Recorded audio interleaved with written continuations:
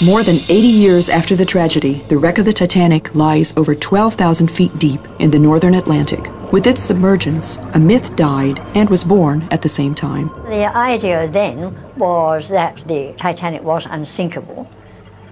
It was making out that that was more wonderful or more infallible than nature or God. 10th of April, 1912. The Titanic stands ready for its maiden voyage out of Southampton Harbor. More than 1,000 passengers embark on the largest ship that had ever been built. They took their places strictly according to class, both millionaires and poor immigrants. For all of them, the destination was the same: New York. In the third class, one could take a ticket for £10, heading for the Promised Land. Those who were able to pay those £10 found their bunks on the Titanic's lowest levels.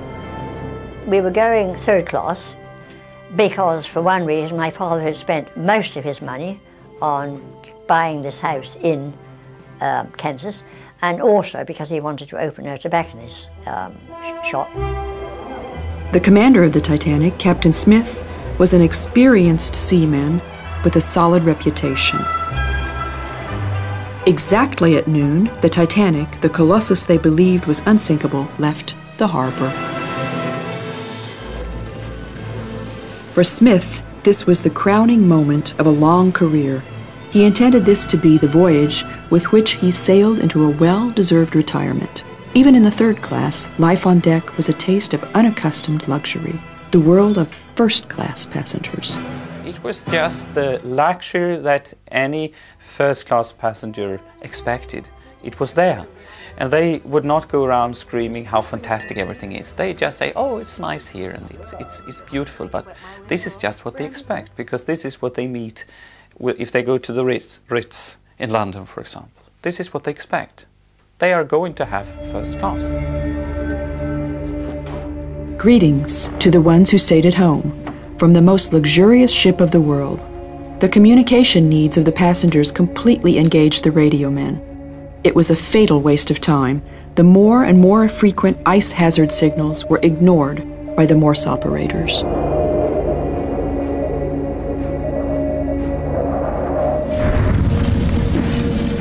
The engines of the ocean liner ran at full steam. 15th of April 1912, shortly before midnight, about 1,500 feet in front of the ship, the lookout noticed the outlines of an iceberg. On the bridge, the first officer tried to maneuver the ship out of the way of a collision. The ship shook and lurched. A few curious passengers from first and second class went up on deck to have a look. Men played football with these pieces of ice that had fallen down on the forward well deck.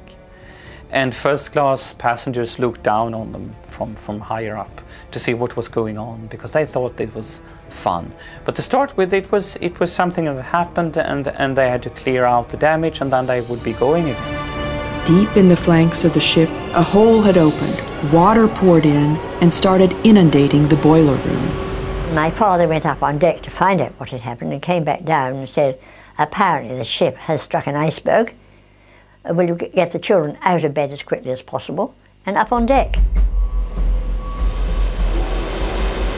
People on deck are still calm. Many of the passengers had not even noticed the collision, but Captain Smith already knew the cruel reality. His ship was lost, and in the lifeboats, only half of the passengers would fit. There was some kind of breakdown with this man, that he couldn't actually cope with the situation because they lost so much time. Distress rocket. The crew hoped that the ship close to the Titanic could help. Only after midnight did the captain give commands to send emergency. Morse codes. Meanwhile, water pours, unstoppable, into the ship. A lot of people thought it was unsinkable and so didn't bother to move, just stay where they were. But my father must have had a different idea. But he got us immediately out of bed and on deck. So he was either, he had forethought, or had a premonition or something that something really was bad happening. The passengers were unwilling to get into the lifeboats. First the ladies, then the children, and at last men. Even here, the rules of a class-bound society were binding. Probably it was the first class and second class ones first, and my father didn't ever manage it. He didn't manage to escape, to survive. Under the deck, panic broke out in the third class. Terrified passengers tried to reach the deck. Members of the ship's crew held them back. I think it's absolutely dreadful because you didn't have loads of money, that you weren't as important as the others were with money, the millionaires. But some millionaires stayed on board. For example, Isidor Strauss did not want to take the place from a woman or child. His wife Ida stayed with him and died. John Jacob Astor got a place for his pregnant wife in one of the boats, but he stayed. Benjamin Guggenheim wanted to die as a gentleman. He went back to his cabin with a bottle of champagne.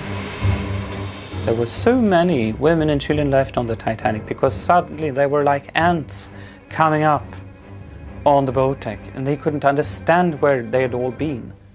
Suddenly the decks were packed with people and there were no lifeboats left.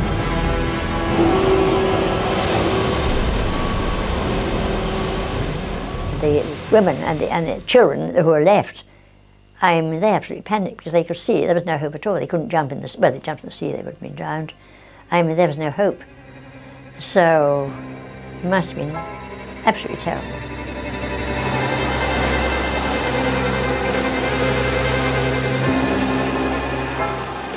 They tried to get away from the water as much as possible and climbed higher and higher and higher. But when Titanic broke in two, the stern section started shaking so violently that actually she shook off the people, most of them that were hanging up there. And then they fell down. And to me, it's just an awesome picture. And also again, to think of thinking again of my father being on it when I see it sinking. At 2:20 the waves swallowed what was, until then, the biggest ship in the world. 1,495 people lost their lives, either by freezing or drowning. Dead bodies floated in the water around the lifeboats. 1.5 hours later, another ship picked up the survivors. Full of hope, expecting news, even until death, the class system was decisive. 2/3 of those in first class, half of those in second class, and only just half of those who had bought a third-class ticket survived the catastrophe. What we lost there with the Titanic was the belief that technology is safe. Today, if somebody says it cannot happen, it's very easy to answer Titanic.